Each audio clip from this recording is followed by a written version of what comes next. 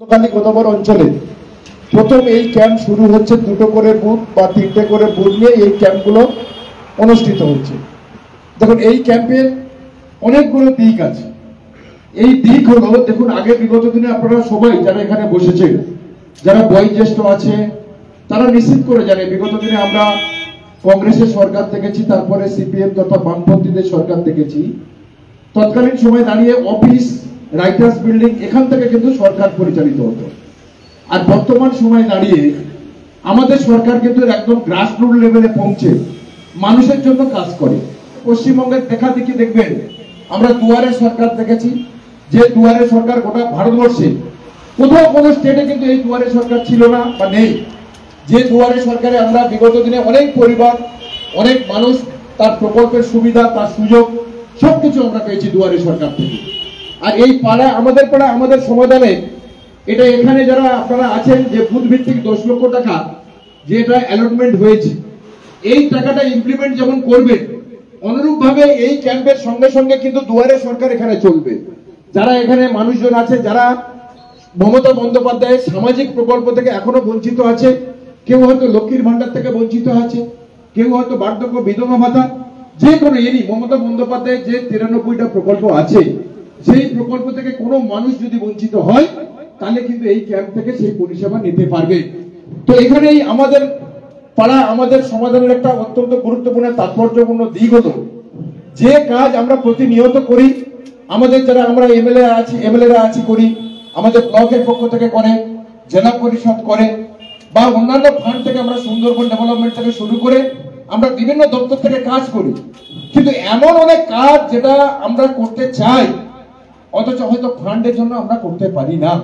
যেমন ধরুন আপনার এলাকায় একটা ছোট একটা রিপেয়ারিং রাস্তার পাশে হয়তো একটা পুকুর আছে, সামান্য ধসে গেছে, সেইটা রিপেয়ার করার জন্য বেশি টাকা লাগে না, 40,000 50,000 টাকা হলে কিন্তু সেটা আমরা করে দিতে পারি।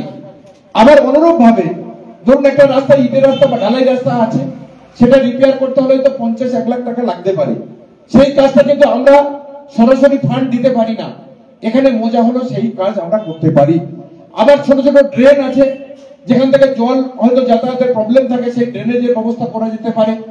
আবার কোথাও হয়তো লাইট, একটা মোড় বা মন্দির আছে, মসজিদ আছে, বা কোথাও হয়তো মানুষ বসে একটা জায়গায় সন্ধ্যাবেলা বা অবসর সময়ে একটু সময় কাটায়, সেখানে অন্ধকার, ঘুটঘুটে অন্ধকার গ্রাস করে চলেছে। সেই জায়গা থেকে একটা যদি সোলার লাইট 35-40 হাজার টাকা খরচ করে আমরা যদি সোলার লাইট দিতে পারি, তাহলে সেখানকার মানুষের যেমন সেখানে বসে তার অবসর সময় কাটাতে পারে, অনুরূপ ভাবে পাড়ায় কিন্তু নিরাপত্তার একটা ব্যাপার থাকে। সেই জায়গা থেকে মমতা বন্দ্যোপাধ্যায় যে 10 লক্ষ টাকা, এই টাকায় 15টা ইতিমধ্যে 15টা যে কাজ করা যাবে, সেই কাজের লিস্ট আপনি রাস্তা রিপেয়ার করতে পারেন। ধরুন একটা স্কুল বিল্ডিং হয়তো রিপেয়ার, একটু সামান্য হয়তো 15-20 হাজার টাকা বা একটু রং করে দিলে স্কুলটা ভালোভাবে, সেখানে ছাত্রছাত্রীরা আমাদের যারা ভবিষ্যৎ প্রজন্ম, তারা কিন্তু পড়াশোনাটা করতে পারে। বা একটা স্কুলে হয়তো 5,000 টাকা দিলে হয়তো গোটা কয়েক বেঞ্চ বা একটু চেয়ার টেবিল করে দিতে পারেন। আইসিডিএস সেন্টারে যেখানে গ্যাসে রান্না হয়, সেখানে স্ল্যাব আপনারা ফেলে দিতে পারেন। কোথাও হয়তো আইসিডিএস এর একটা চাল উড়ে গেছে, সেখানে দুটো অ্যাসবেস্টর কিনে দিতে পারেন। কোথাও একটা রাস্তা দিয়ে যাচ্ছেন, সেখানে একটু গার্ডওয়ালের প্রয়োজন আছে, সেই গার্ডওয়ালটা আপনারা করে দিতে পারেন। কোথাও একটু পাইলিং করে একটু আর্ট ফিলিং অর্থাৎ মাটি ফিল আপ করে দিতে পারেন। কোথাও একটু রিপেয়ার, ঢালাই রাস্তা রিপেয়ার করে দিতে পারেন।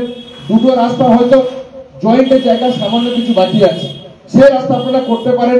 কোথাও খাল থেকে হয়তো জল ঠিকঠাক ভাবে নিকাশি হয়ে যেতে পারছে না, হয়তো সেই খাল নিকাশি ব্যবস্থা আপনারা করতে পারেন।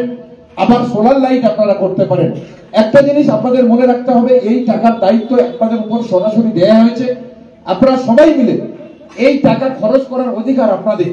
আপনারা এখান থেকে স্কিম তুলে দেবেন। আমাদের যারা ব্লক প্রশাসনের বিডিও সাহেব বা ডেপুটি সাহেব আছে, আমাদের পঞ্চায়েতের লোকজন আছে, ওরা এন্ট্রি করে নেবে। আগামী 3 মাসের মধ্যে এই ইমপ্লিমেন্ট, এই কাজ 3 মাস লাগবে না, তবু এই ক্যাম্প থেকে শুরু করে মমতা বন্দ্যোপাধ্যায় বলেছেন যে আমরা 3 মাসের মধ্যে এই কাজগুলো আমরা ইমপ্লিমেন্ট করব, এগুলো আমরা বাস্তবায়িত করব। আমরা বিগত দিনে তো দেখেছি অনেক গভর্নমেন্ট, অনেক সরকার। আজকে দিনে দাঁড়িয়ে আপনারা দেখুন, আজকের বিশেষ করে সেন্ট্রাল গভর্নমেন্ট, আমি যদি বলি, আপনারা যারা এখানে বসে আছেন, আমরা যারা বাঙালি, বাংলা ভাষায় কথা বললে তারা ভারতবর্ষের নাগরিক না, বাংলা ভাষায় কথা বললে তারা অন্য স্টেটে থাকতে পারবে না। অথচ অন্য স্টেট থেকে পশ্চিমবঙ্গে যারা মানুষ আছে, বিভিন্ন স্টেট থেকে আসে, বিহারিরা আসে, উত্তরপ্রদেশ থেকে আসে, পাঞ্জাবিরা আসে, মারোয়ারিরা আছে। সেখানে কিন্তু পশ্চিমবঙ্গ কোনোদিন মাথা তাদের সঙ্গে মিসবিহেভ বা খারাপ ব্যবহার করেনি। অথচ পশ্চিমবঙ্গের কোনো মানুষ, কোনো নাগরিক যদি উত্তরপ্রদেশ, গুজরাট, বিভিন্ন স্টেটে যান, দেখবেন ভাষাগণিত সমস্যার জন্য সেখানে মানুষকে আটকে দেওয়া হচ্ছে। বলছে বাংলা ভাষা কথা বললে এরা বাংলাদেশি।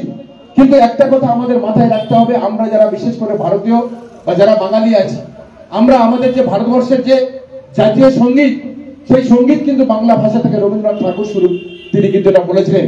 এই যে বন্দে মাতরম, এটা কিন্তু বঙ্কিমচন্দ্র বলেছিলেন। সেই জন্য ব্রিটিশদের বিরুদ্ধে লড়াই করার জন্য আজকের নেতাজি সুভাষচন্দ্র বোস থেকে শুরু করে যারা তৎকালীন ব্রিটিশদের বিরুদ্ধে লড়াই করেছিল, তারা দেখবেন 70% লোক কিন্তু বাঙালি।